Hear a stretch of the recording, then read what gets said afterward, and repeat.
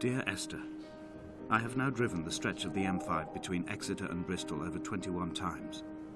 But although I have all the reports and all the witnesses, and have cross-referenced them within a millimetre using my Ordnance Survey maps, I simply cannot find the location. You'd think there would be marks to serve as some evidence. It's somewhere between the turn-off for Sanford and the welcome brake services. But although I can always see it in my rear-view mirror, I have as yet been unable to pull ashore. Hello, this is Chuck, and we're back again with the next chapter of Dear Esther. Which way to go? Let's go this way first.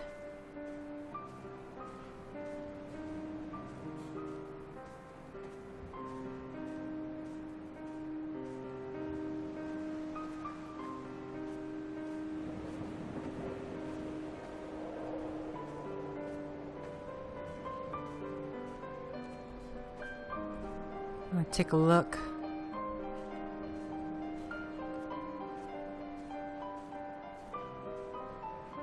There's not actually any wires.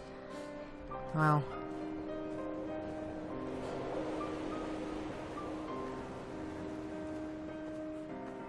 This island is just filled with wrecked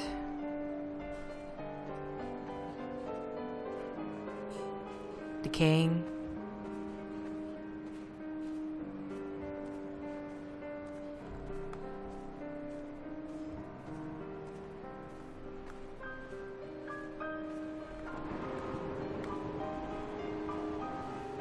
A radio tower is still in the distance. It's only at night that this place makes any sluggish effort at life. You can see the buoy and the aerial. I've been taking to sleeping through the day in an attempt to resurrect myself. I can feel the last days drawing upon me. There's little point now in continuation. There must be something new to find here. Some nook or some cranny that offers a perspective worth clinging to. I've burnt my bridges. I've sunk my boats and watched them go to water. Okay, so again I missed this turn off. It's easy just with all this shrubbery to not see or I'm just so focused of going ahead.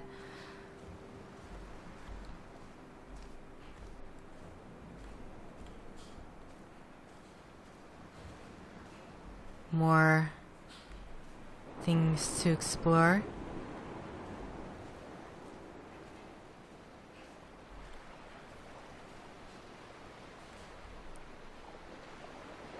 How do we get on? Can we get on? I'm assuming so. Maybe from here?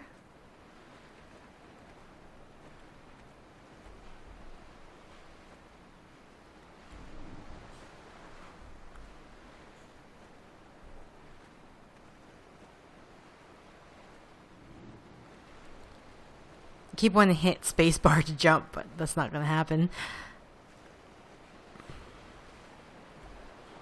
No, okay. So we can look at it. Maybe it's going in from that end. It's a hell of a wreckage.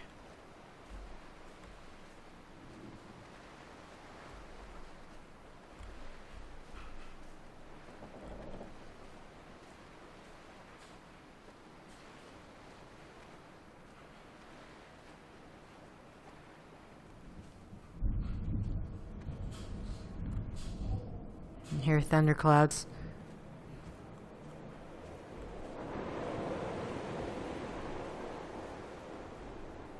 Yeah, can't go on.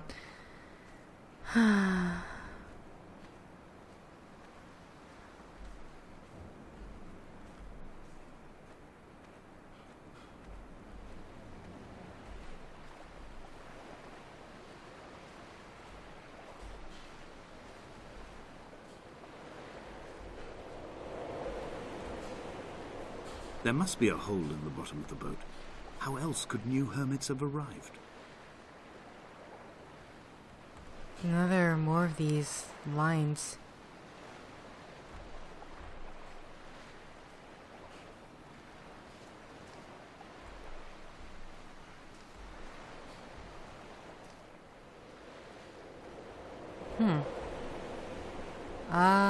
Feel like I missed the path. Can't. No, I can't go that way. Guess we just go back that way then, yeah. There's nothing left here. Come on, go.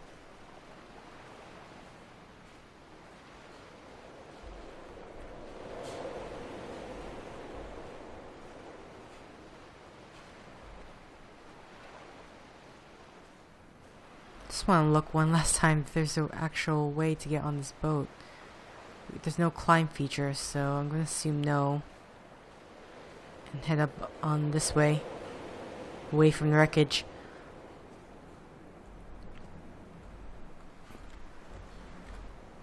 Am I stuck on something? Okay. I couldn't move there for a bit. That was strange. I had kidney stones, and you visited me in the hospital.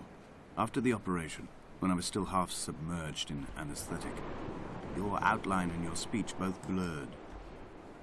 Now my stones have grown into an island and made their escape, and you have been rendered opaque by the car of a drunk.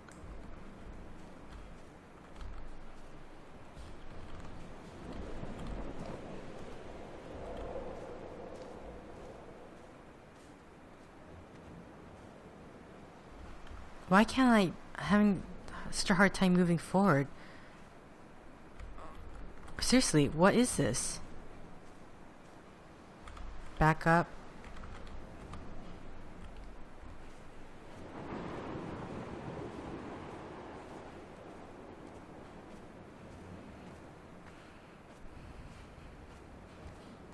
Okay, but we basically learned that whoever Esther is, I'm making the assumption possibly his wife or girlfriend recently died. There's a hut there. There's another building over down there. Go take a look at this hut.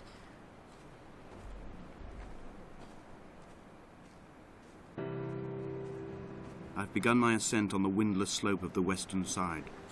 The setting sun was an inflamed eye squeezing shut against the light shone in by the doctors. My neck is aching through constantly craning my head up to track the light of the aerial.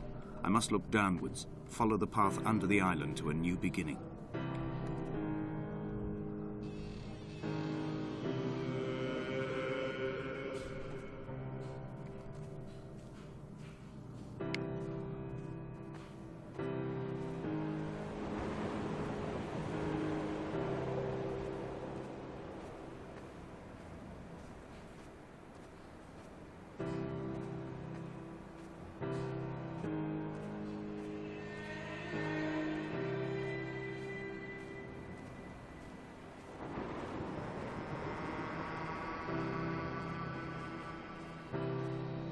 The bothy was constructed originally in the early 1700s. By then, shepherding had formalized into a career. The first habitual shepherd was a man called Jakobsen, from a lineage of migratory Scandinavians. He was not considered a man of breeding by the mainlanders. He came here every summer whilst building the bothy, hoping eventually that becoming a man of property would secure him a wife and a lineage. Donnelly records that it did not work. He caught some disease from his malcontented goats and died 2 years after completing it. There was no one to carve white lines into the cliff for him either.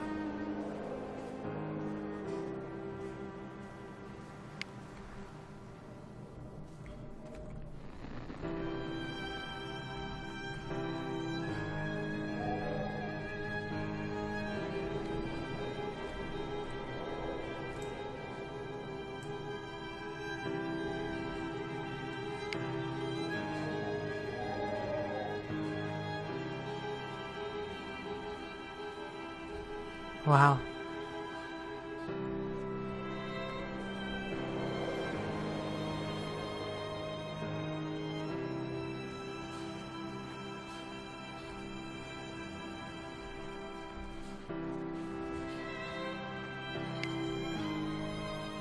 Inventory. A trestle table we spread wallpaper on in our first home. A folding chair. I laughed at you for bringing camping in the lakes. I was uncomfortable later and you laughed then. This diary, the bed with the broken springs. Once asleep you have to remember not to dream. A change of clothes. Donnelly's book, stolen from Edinburgh Library on the way here. I will burn them all on the last morning and make an aerial of my own.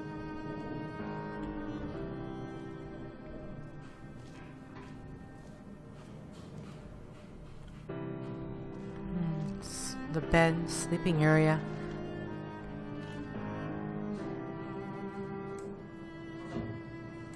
Same chemistry book.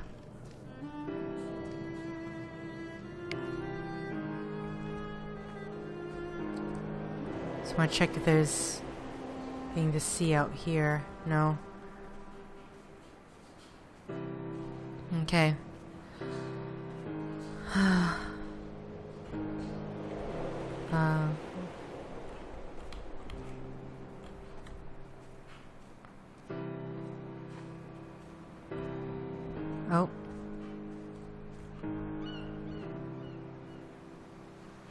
More of these symbols. What is that? I want to say squid, but I can't be sure. We've already went and seen there, so now apparently we are on the west side of this island.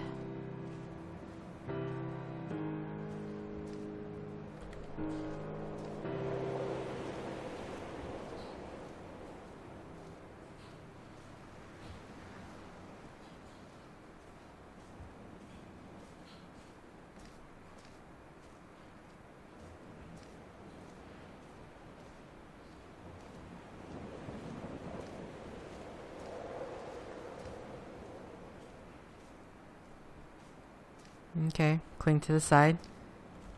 And Jakobsen's ribcage, they told Donnelly, was deformed. The result of some birth defect, or perhaps a traumatic injury as a child. Brittle and overblown it was, and desperately light. Perhaps it was this that finally did for him. Unable to contain the shattering of his heart. In half-light, his skeleton a discarded prop. A false and calcified seabird.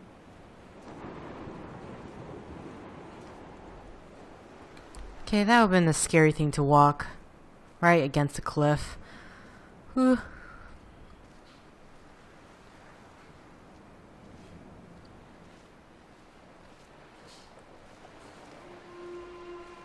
They found Jakobsen in early spring. The thaw had only just come.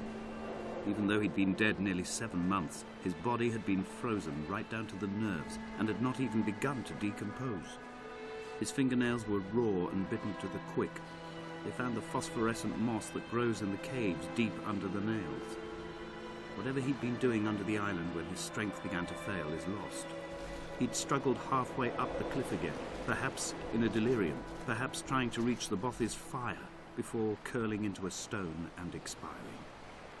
Oh, I'm moving out. This water really scares me just because how dark it is. I personally would not want to go in it. And having the almost drowning thing at the last set, that probably... Let's continue on.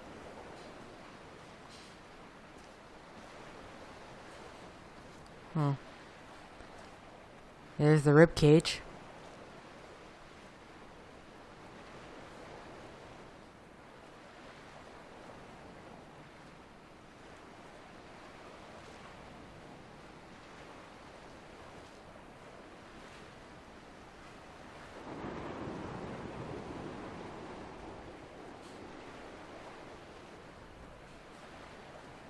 Another carcass.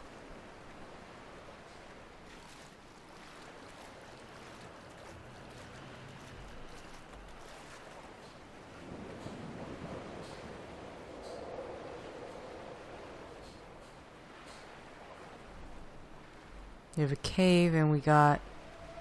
Climbing down to the caves, I slipped and fell and have injured my leg. I think the femur is broken. What? It is clearly infected. The skin has turned a bright, tight pink, and the pain is crashing in on waves, winter tides against my shoreline, drowning out the ache of my stones. I struggled back to the bothy to rest, but it has become clear that there is only one way this is likely to end. The medical supplies I looted from the trawler have suddenly found their purpose. They will keep me lucid for my final ascent.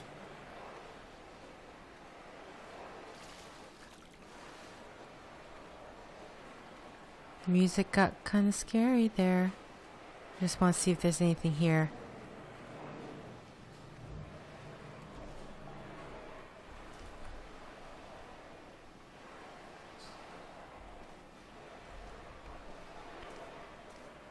Oh, for a guy who, broke his, well, unless we're reading someone's memoirs. Much how like you are also reading someone else's memoirs.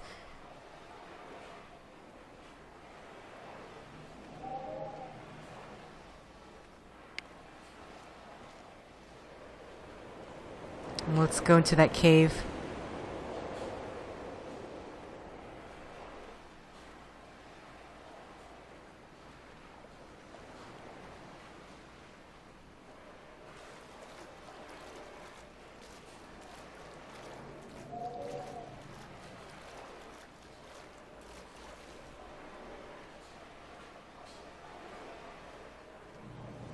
Wow.